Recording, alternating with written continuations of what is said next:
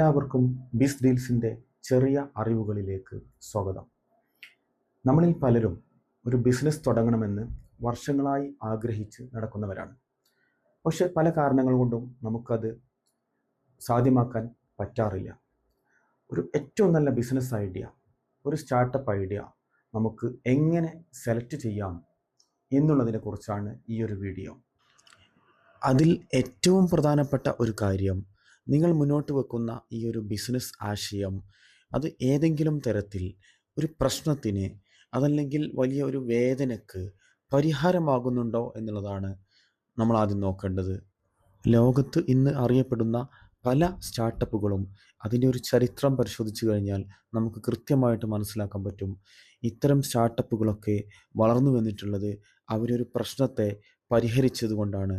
അവർ ഏറ്റവും വലിയൊരു വേദനയെ ഏറ്റെടുത്ത് അതിനൊരു പരിഹാരം നിർദ്ദേശിച്ചത് കൊണ്ടാണ് എന്നുള്ളത്.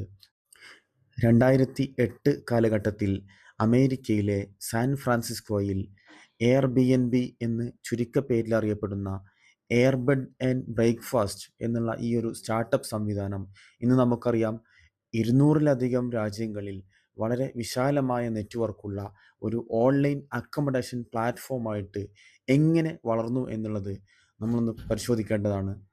അത്യാവശ്യ കാര്യങ്ങൾക്ക് ടൗണിലെത്തുന്ന ആളുകൾക്ക് ഹോട്ടലിലെ വലിയ വാടക കാരണം താമസത്തിന് പ്രയാസപ്പെടുന്നു എന്നുള്ള ഈ ഒരു പ്രശ്നത്തെ മനസ്സിലാക്കി ആ പ്രശ്നത്തിന് ഒരു പരിഹാരമെന്നോണം സ്വന്തം വീട്ടിൽ എയർബെഡും രാവിലെ ഒരു ബ്രേക്ക്ഫാസ്റ്റ് നൽകി അതിഥികളെ സ്വീകരിച്ച ആ ഒരു ബിസിനസ് ആശയം, ആ ഒരു സ്റ്റാർട്ടപ്പ് സംവിധാനം, അതാണ് ഇന്ന് എയർബിഎൻബി ആയിട്ട് പരിണമിച്ചിട്ടുള്ളത്. രണ്ടാമതായിട്ട്, ആരാണ് നിങ്ങളുടെ കസ്റ്റമേഴ്സ് എന്നുള്ള ചോദ്യത്തിന് വളരെ സ്പെസിഫിക് ആയിട്ടുള്ള ക്രിസ്റ്റൽ ക്ലിയർ ആയിട്ടുള്ള ഒരു ഉത്തരം നമുക്ക് നൽകാൻ സാധിക്കേണ്ടതുണ്ട്.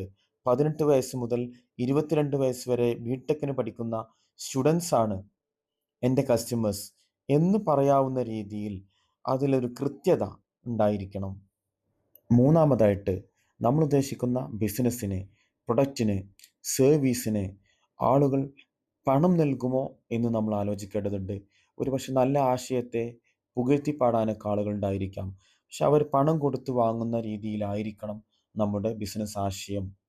നാലാമതായിട്ട്, നമ്മൾ കണ്ടെത്തിയ ആശയം ഏതെങ്കിലും ഫാസ്റ്റ് ഗ്രോയിങ് ഇൻഡസ്ട്രിയിൽ പെടുന്ന ഒന്നാണോ എന്ന് നമ്മൾ കൃത്യമായിട്ട് വിലയിരുത്തണം. AI, EV, ഡിജിറ്റൽ പേയ്മെൻറ്റ്സ് പോലെയുള്ള സംവിധാനങ്ങളിലാണ് എങ്കിൽ സ്വാഭാവികമായിട്ടും വലിയ സാധ്യതകളാണ് നമ്മുടെ മുമ്പിൽ ഉണ്ടായിരിക്കുക. അഞ്ചാമത്തെ ഒന്നാണ് സമയം. എന്തുകൊണ്ട് ഇപ്പോൾ എന്നുള്ളതിന് വളരെ കൃത്യമായിട്ടുള്ള ഉത്തരം നമ്മുടെ മുമ്പിൽ ഉണ്ടായിരിക്കണം. വീടുകളിൽ നിന്ന് മാത്രം പാചകം ചെയ്ത് കഴിച്ചുകൊണ്ടിരിക്കുന്ന ഒരു സമൂഹത്തിലേക്ക് ഫുഡ് ഡെലിവറി ആപ്ലിക്കേഷൻ്റെ ബിസിനസ് ഐഡിയ മുമ്പോട്ട് വെക്കുന്നതും പുറമേ നിന്ന് ഭക്ഷണം ആഗ്രഹിക്കുന്ന ഒരു സമൂഹത്തിലേക്ക് ഫുഡ് ഡെലിവറിയുടെ ആപ്ലിക്കേഷൻ ആശയം മുമ്പോട്ട് വെക്കുന്നതും തമ്മിൽ വലിയ വ്യത്യാസമുണ്ട്. അതായത് മാർക്കറ്റ് നമുക്ക് വേണ്ടി തയ്യാറായിട്ടുണ്ടോ എന്നുള്ളതാണ് ഇവിടെ നമ്മൾ ആലോചിക്കേണ്ടത്.